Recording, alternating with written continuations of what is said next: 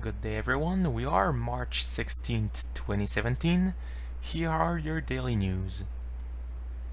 If you are still dreaming of playing South Park: The Fractured Butthole on your Nintendo Switch, stop right there because South Park Studio already told IGN that it was not in their plans and Ubisoft didn't comment further on the matter. The rumor sparked when South Park tweeted something about Nintendo earlier this week, possibly meaning they'd be working with the Nintendo Switch too. But it turns out that this tweet was only a reference to some previous episode of the popular show, dating back to Season 10, when the Nintendo Wii came out. South Park: The Fractured Butthole is a RPG made by the South Park team and published by Ubisoft, and is really an amazing game. It has all the funny aspects of South Park and everything you want from it, and it was supposed to come out last September but was delayed to March 2017 before being delayed once again to actually the next fiscal year, which is vaguely between April and next March. So we don't know when the game will come out, but one thing for sure, if they're taking their time, it's because it's gonna be a good game. The next Dark Souls 3 downloadable content, The Ringed City, is coming out on March 28th, and we learned of some additional content to this update. The game will have 2 more arenas and an option to play PvP battles in team.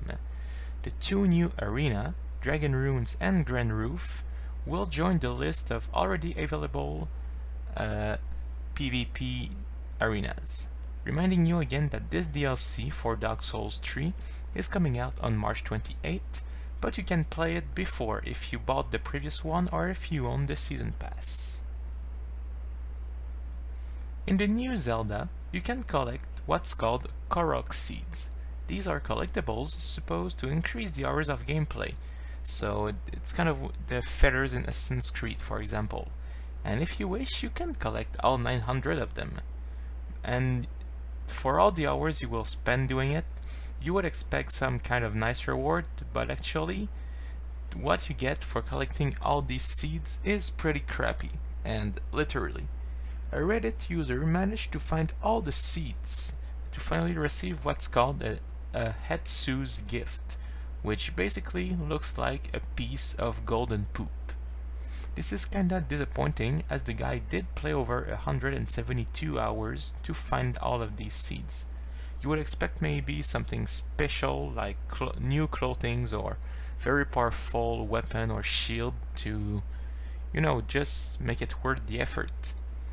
But anyway, it's just to tell you that unless you really want to complete everything in the game, don't lose your time looking for these seeds. But it doesn't mean the game is bad. Apparently, The Legend of Zelda, which I still haven't played, is one of the best Zelda ever made. Received a lot of 9 and 10 out of 10 from critics. And the game is now available on the Wii U and the Nintendo Switch. Yes, we are Thursday Nostalgia.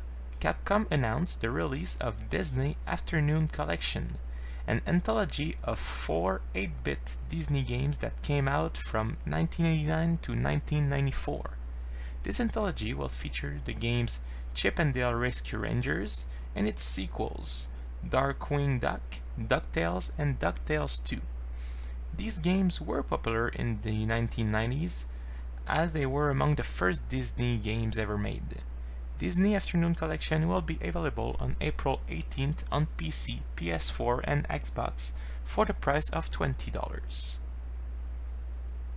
Who would have thought a game would be so violent that it would be banned from a country? We are talking here about Outlast 2, who will be banned in Australia if no changes are made to some scenes containing sexual violence. This is not the first time Australia threatened to ban harsh games from being published. Mortal Kombat, Grand Theft Auto, and Witcher 2 are among the different games the Australian authorities didn't publish under their original form as they were deemed too violent. Now let's just hope that some changes will be made so that the game can be published in this country And I mean, in my opinion, if a game is rated 18 plus, it doesn't really matter how violent it might be. You are ready to some really harsh content if you buy a game that's rated 18. So I think this is just not good. That's it for today, everyone. I thank you for watching once again. Please subscribe to my channel if you want to encourage me. You can also follow me on Twitter and Facebook and make donations on PayPal and Patreon. And don't miss the show From the Couch every Thursday afternoon. It is a live YouTube show in which we discuss the geek highlights of the week in gaming and technology. There is a chat room, you can interact with us, ask us questions. It is pretty cool. It's every Thursday at 4 p.m. Eastern Time or 20 hours Universal Time. I hope to see you there, everyone, and have a great day.